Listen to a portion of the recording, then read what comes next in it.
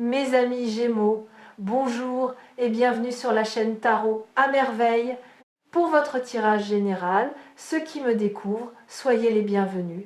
J'espère que vous allez bien. Allez, c'est parti. Vous êtes là. Et je ne dis pas ça à la légère, parce que sur les milliers de personnes qui auraient pu tomber sur cette vidéo, c'est vous qui êtes ici maintenant à cet instant précis. Il y a quelque chose de vertigineux dans cette réalité quand on y pense vraiment. Parmi toutes les vidéos, tous les contenus, toutes les distractions possibles, quelque chose dans votre être a dit oui à ce moment. Et ce oui ne vient pas de votre curiosité, il vient de bien plus profond. Je vais vous demander quelque chose d'inhabituel. Pendant les minutes qui viennent, ne cherchez pas à comprendre ce que je dis. Ressentez-le. Laissez les mots glisser sous votre peau, au lieu de les attraper avec votre tête. Ce que j'ai à vous transmettre ne s'adresse pas à votre intellect. Ça s'adresse à cette partie de vous qui sait des choses avant de pouvoir les formuler. Cette partie qui se réveille parfois au milieu de la nuit avec une certitude inexplicable. Cette partie qui frissonne quand la vérité passe tout près. Commençons par une question simple. Qu'est-ce que ça veut dire? Être prêt? Vous pensez peu? Est-ce que c'est une question facile? Être prêt, c'est avoir tout prévu, c'est s'être préparé, c'est avoir les bonnes cartes en main, le bon plan, le bon état d'esprit. C'est ce qu'on nous a appris. Prépare-toi et tu seras prêt. Travaille dur et tu seras prêt. Guéris tes blessures et tu seras prêt. Mais si je vous disais que tout cela est faux, si je vous disais que la préparation telle que vous la concevez est en réalité l'obstacle le plus élégant que votre peur ait jamais inventé, parce que tant que vous vous préparez, vous n'agissez pas. Tant que vous attendez d'être prêt, vous restez exactement là où vous êtes. Et votre peur le sait, elle le sait parfaitement. C'est pour cela qu'elle a déguisé l'immobilité en sagesse. C'est pour cela qu'elle vous murmure chaque jour, pas encore, pas maintenant, bientôt quand tu seras prêt. Mais voilà ce qui arrive et c'est pour cela que personne ne s'y attendait. La vie a décidé de ne plus attendre votre permission. Quelque chose s'est mis en mouvement, pas dans le futur, pas dans un hypothétique demain, maintenant. En ce moment même, pendant que vous écoutez ces mots, les pièces bougent sur l'échiquier de votre existence, des pièces que vous ne contrôlez pas, des pièces que vous ne voyez même pas, et elles convergent vers un point de bascule, le genre de moment après lequel on ne revient pas en arrière, non pas parce qu'on ne peut pas, mais parce qu'on ne veut plus. Ce point de bascule ne ressemble pas à ce que vous imaginez. Oubliez les scénarios grandioses. Oubliez l'idée d'un événement spectaculaire qui fracasse votre quotidien. Ce qui arrive est à la fois plus discret et infiniment plus puissant. C'est un changement de perception, un moment où vous allez voir la même réalité, le même décor, les mêmes visages, mais à travers des yeux neufs, comme quand on regarde un tableau qu'on connaît par cœur et qu'on remarque soudain un détail qu'on n'avait jamais vu, un détail qui change tout le sens de l'œuvre. Ce détail, dans votre vie, c'est vous. Vous êtes le détail que vous n'aviez jamais vraiment vu.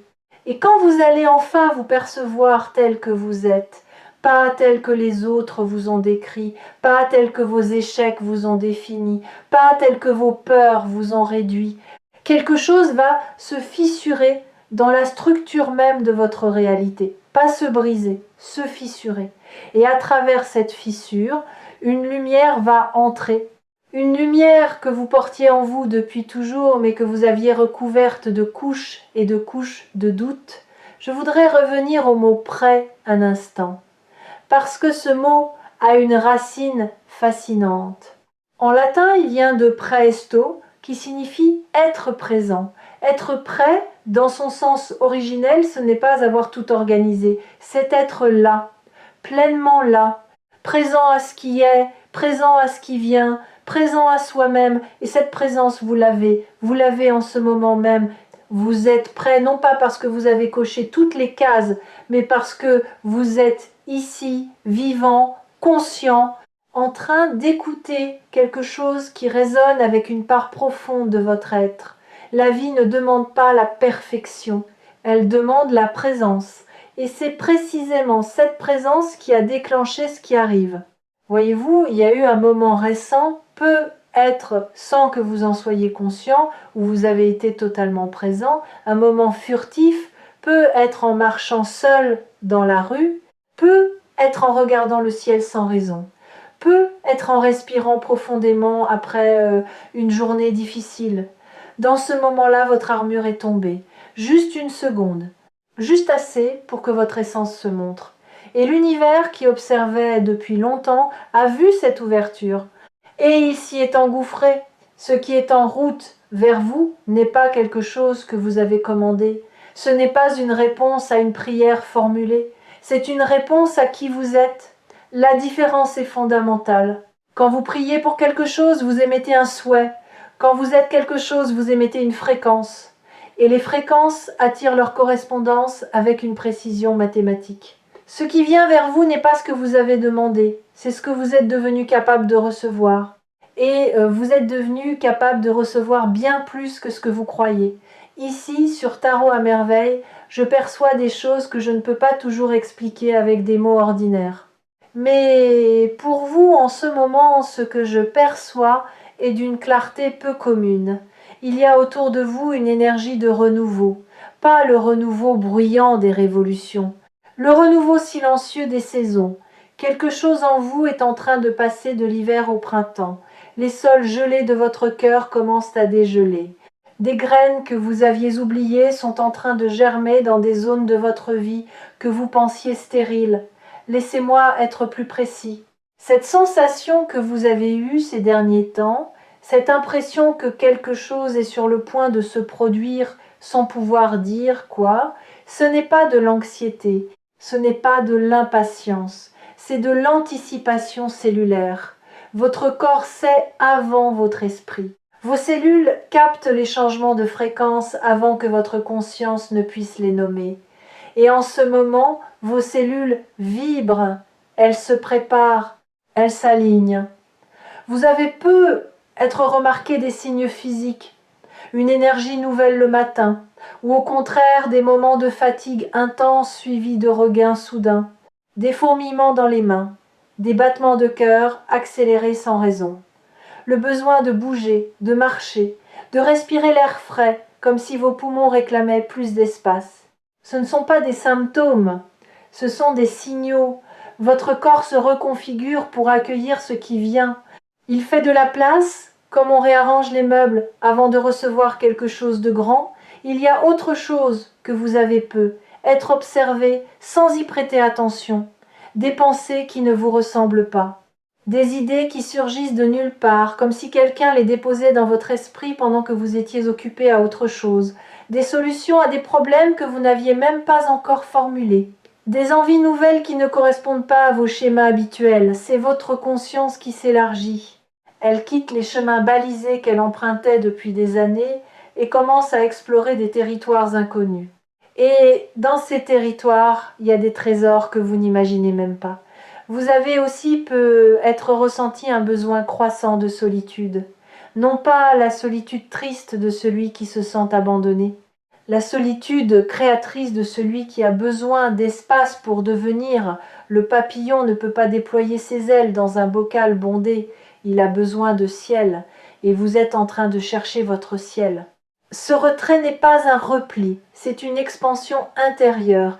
Vous vous éloignez du bruit pour mieux entendre votre propre musique. Et cette musique, quand elle sera prête, attirera vers vous les bons auditeurs. Et voici quelque chose que personne ne s'attendait à entendre. Ce qui arrive ne va pas résoudre vos problèmes. Pas directement. Ce qui arrive va faire quelque chose de bien plus radical. Ça va rendre vos problèmes obsolètes. Il y a une différence immense entre résoudre un problème et le rendre obsolète. Résoudre, c'est trouver une solution dans le cadre existant. Rendre obsolète, c'est changer le cadre lui-même. C'est monter d'un étage et réaliser que ce qui semblait être un labyrinthe vu d'en bas est en réalité un simple chemin vu d'en haut. Ce changement de perspective, ce passage d'un étage à un autre, c'est exactement ce que vous êtes en train de vivre.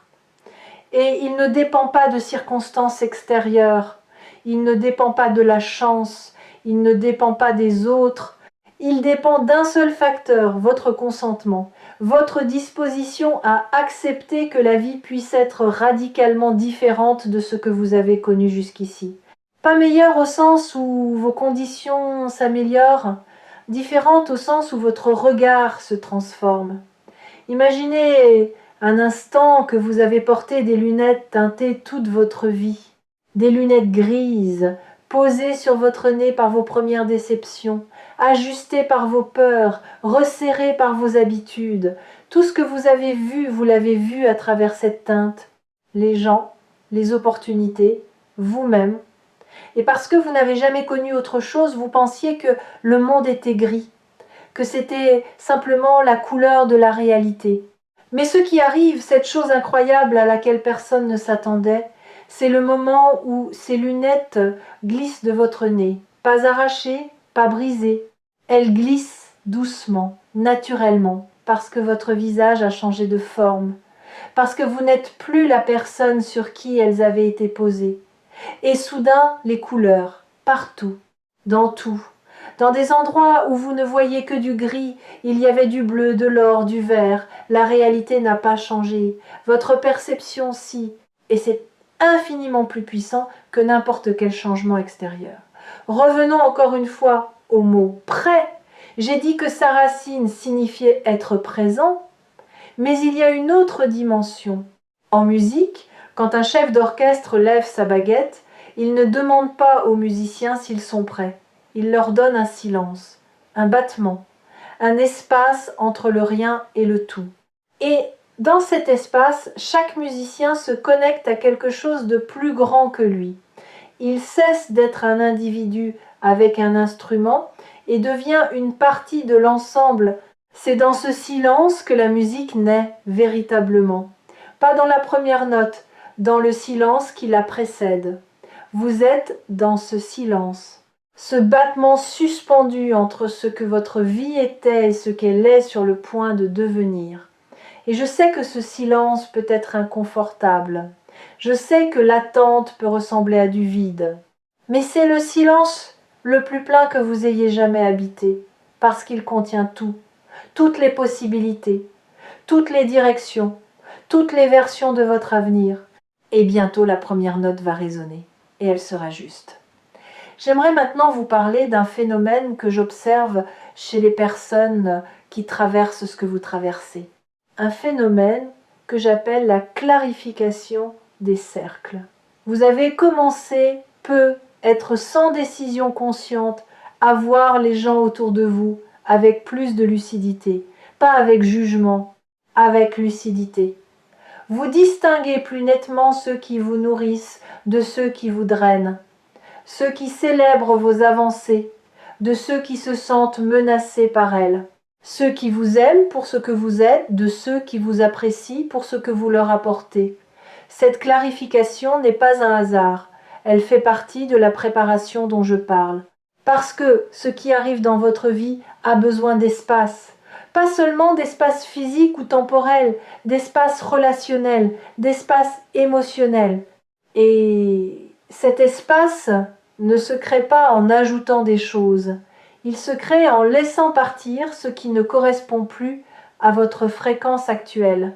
Je sais que c'est difficile. Laisser partir des gens qu'on aime mais qui ne nous font plus de bien, c'est l'une des choses les plus douloureuses qui soient. Mais voici ce que j'aimerais que vous entendiez. Laisser partir n'est pas abandonner. C'est honorer la vérité de ce qui est. C'est dire « je te respecte assez pour ne pas te forcer à être ce que tu n'es pas et je me respecte assez pour ne pas rester là où je rétrécis. » Certaines de ces séparations se feront en douceur, d'autres seront plus abruptes. Mais toutes auront un point commun. Elles feront de la place pour le nouveau, pour l'incroyable. Pour ce à quoi personne ne s'attendait, vous y compris.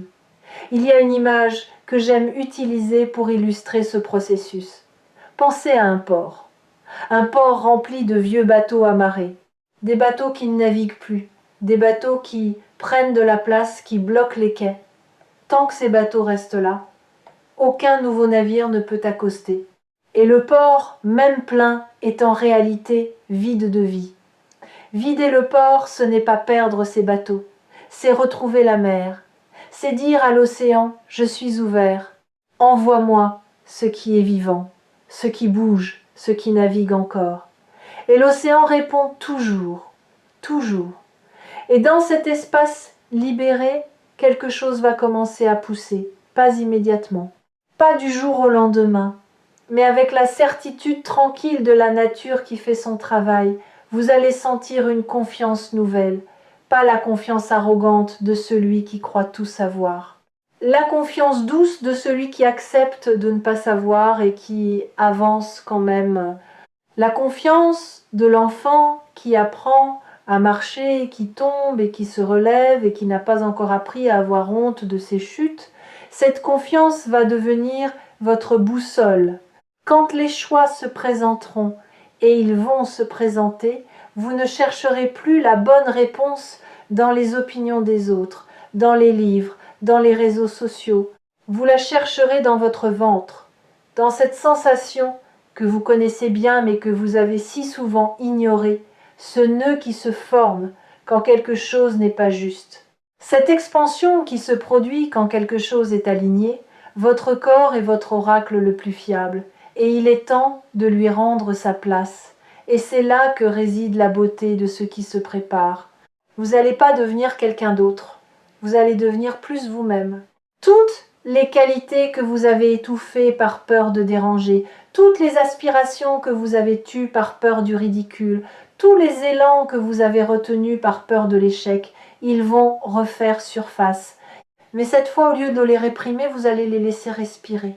Vous allez leur donner de l'air, de la lumière, de la place. Et en les libérant, vous allez découvrir que ces parts de vous, que vous considériez comme des faiblesses, étaient en réalité vos plus grandes forces. Votre sensibilité n'est pas une fragilité. C'est un radar d'une précision redoutable. Votre tendance à trop réfléchir n'est pas un défaut. C'est la marque d'un esprit qui refuse la superficialité. Votre besoin de profondeur dans les relations n'est pas de l'exigence. C'est le refus de gaspiller votre temps dans des connexions qui ne nourrissent pas votre âme. Tout ce que vous avez considéré comme trop chez vous, trop sensible, trop intense, trop exigeant, trop rêveur, c'est exactement ce qui fait de vous quelqu'un d'irremplaçable. Et le monde est sur le point de vous le montrer d'une manière que vous ne pourrez plus ignorer. Parlons un instant de ce qui vous a amené à douter de vous-même.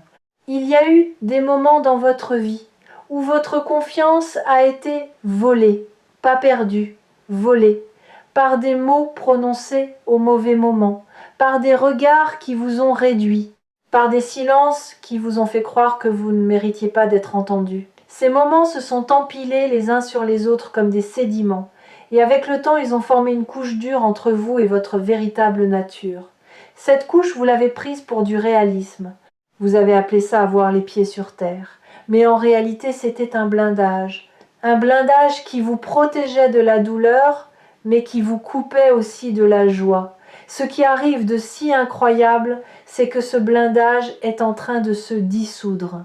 Pas sous l'effet d'une volonté héroïque, pas grâce à un travail acharné sur vous-même. Il se dissout parce que sa date d'expiration est atteinte. Il a fait son travail. Il vous a protégé quand vous en aviez besoin. Mais aujourd'hui, vous n'en avez plus besoin et votre être le sait. C'est pour cela que vous vous sentez parfois étrangement vulnérable ces derniers temps. Pas fragile, vulnérable. Il y a une nuance capitale. La fragilité, c'est quand on peut être brisé. La vulnérabilité, c'est quand on choisit d'être ouvert. Et l'ouverture est la condition même du miracle. Si vous suivez les messages partagés ici sur Tarot à merveille, vous avez sans doute perçu un schéma. Les choses les plus transformatrices de votre vie ne sont jamais arrivées quand vous étiez blindé. Elles sont arrivées quand vous étiez ouvert, quand votre garde était baissée, quand vous aviez cessé, ne serait-ce qu'un instant, de contrôler chaque variable. C'est dans ces brèches que la grâce s'infiltre. Et en ce moment, vous êtes une magnifique brèche. Je voudrais maintenant faire quelque chose avec vous. pas un exercice, plutôt une expérience. Pensez à la dernière fois où vous avez été véritablement surpris par la vie. Pas une surprise organisée par quelqu'un, une surprise authentique. Un moment où la réalité a dépassé vos attentes d'une manière que vous n'auriez jamais pu imaginer. Retrouvez cette sensation dans votre corps, la stupéfaction mêlée à la joie, l'incrédulité qui se transforme en gratitude, ce rire nerveux qui monte quand on réalise que la vie est bien plus généreuse que tout ce qu'on avait osé espérer. Cette sensation, gardez-la, parce que c'est exactement ce que vous allez ressentir bientôt. La vie s'apprête à vous surprendre de nouveau, et cette fois, la surprise sera à la mesure de tout ce que vous avez traversé. Pas comme une compensation, pas comme une récompense, comme un écho. Un écho de votre propre grandeur qui vous revient après avoir voyagé loin, très loin, et qui revient amplifié. Il y a un dernier signe que je veux mentionner avant de continuer. Un signe auquel peu de gens prêtent attention, et pourtant il est l'un des plus puissants. C'est la sensation d'être au bon endroit, pas géographiquement, existentiellement.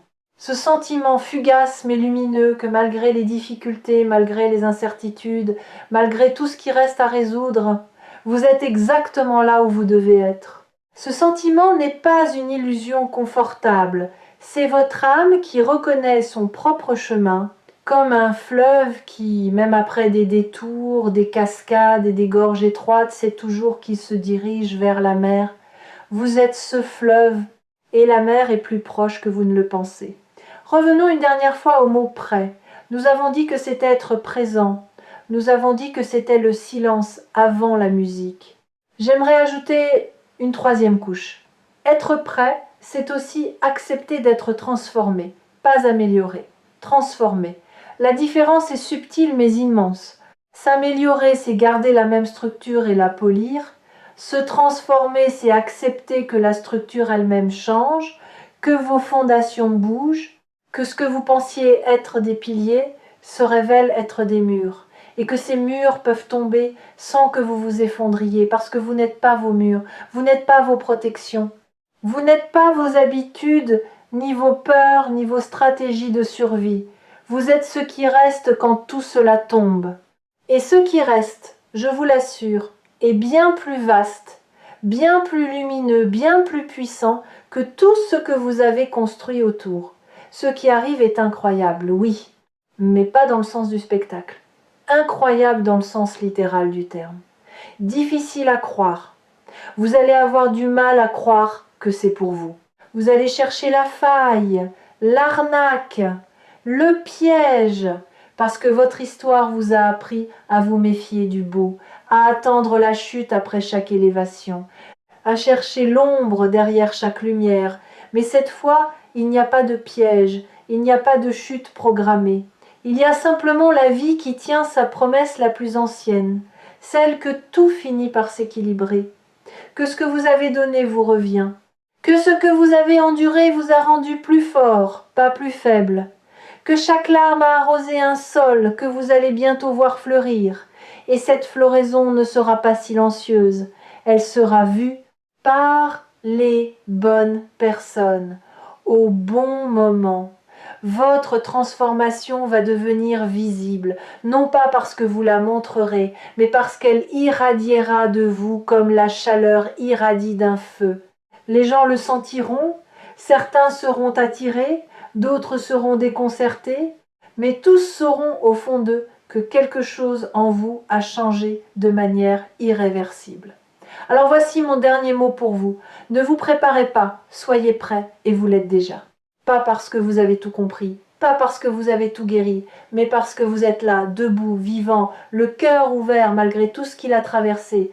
Et c'est la définition même du courage, pas l'absence de peur, la présence malgré la peur. Ceux qui arrivent ne s'attendaient pas à ce que vous soyez parfait, ils s'attendaient à ce que vous soyez vous, et vous l'êtes. Magnifiquement, imparfaitement, courageusement vous. Merci d'avoir partagé ce moment. Merci de votre présence. Et n'oubliez pas de revenir ici sur Tarot à merveille chaque fois que votre cœur a besoin de se souvenir de ce qu'il sait déjà. La première note est sur le point de résonner. Écoutez bien